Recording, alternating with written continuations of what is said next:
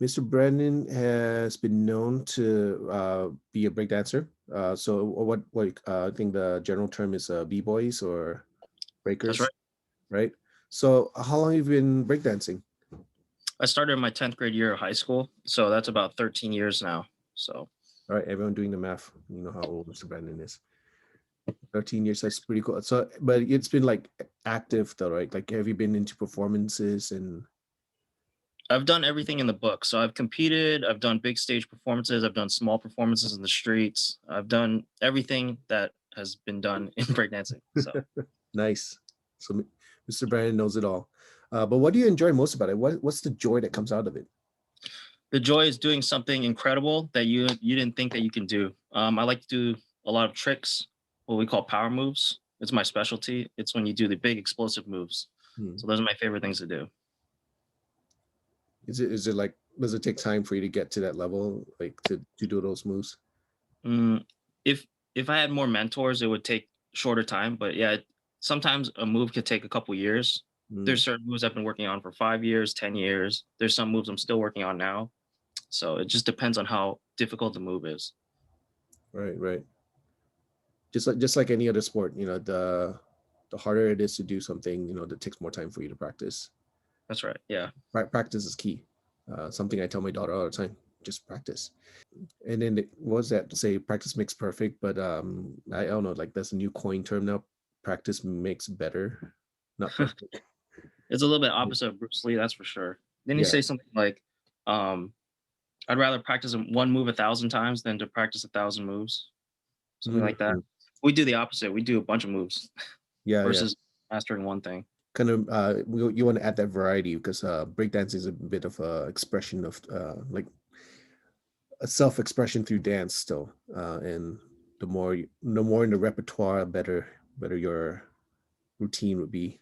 That's right. Yeah. Right? Yeah. So one of the questions that was posted up from one of our students here asks, "Do you think you're good at breakdancing?" I'm assuming it's more of a question of where do you rank yourself in terms of where your skill level is.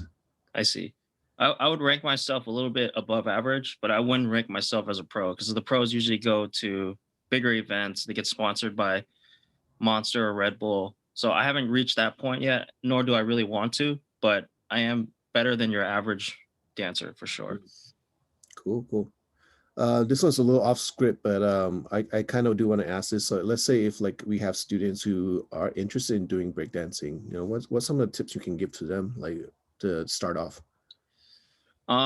Tips is the thing about dance is that it's mostly seen as an art form, but if you do want to be good at it, I would suggest trying to be physically fit and also being flexible. Those are the two big things on being successful in the dance. Also, having passion and kind of reaching out to other dancers because I know that's something that I struggle with is kind of like reaching out for help when I need it. Mhm. And back to flexibility, it's tougher when you're doing like distance learning and you have to sit down most of the time. So would you recommend like students to like maybe change their sitting posture to stretch while they're in class? Would that Yeah, be a good start? doing a little bit a day is better than doing nothing. If you were to do like 10 push-ups a day, that's better than doing 0 push-ups every day. So you could always start small, do a little bit of push-ups and sit-ups, maybe stretch for 10 minutes a day. And then if you feel like you can push more, then you push a little bit each day. So I actually like that because yeah, I'm guilty of that. I tried doing my 100 push-up challenge. That whole you do 100 push-ups a day, and 100 is a daunting number, but yeah, yeah. So kids listening on this, doing a little bit every day is better than doing nothing at all. So thank you, Mr. Brandon. Actually, that's very encouraging for me. One last question, according to our little list here. If you were to start a breakdancing school, what would you include? What would your curriculum be? What would you include in it? How would you start it? I would incorporate fundamental dance movements, some general things you could learn in a general hip hop class, but also obviously because it's breakdance specifically, I would show different styles of dance because honestly, there's no limits to breakdancing. You can learn different styles. You can learn how to dance for performances. You can learn how to dance for battles. So I would try to incorporate all that. but Mhm. also leave room for just general dancing ideas, like learn a little bit of popping, a little bit of locking, a little bit of choreo. I think all that stuff is important to be a good dancer.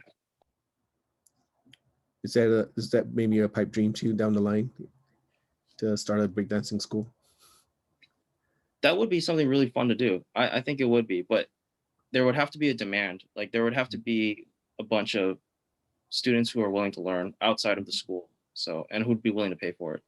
So yeah, but I would love to do it if I could do it. Thank you, Mr. Brandon. I think this is very encouraging. A lot of words of wisdom coming from you.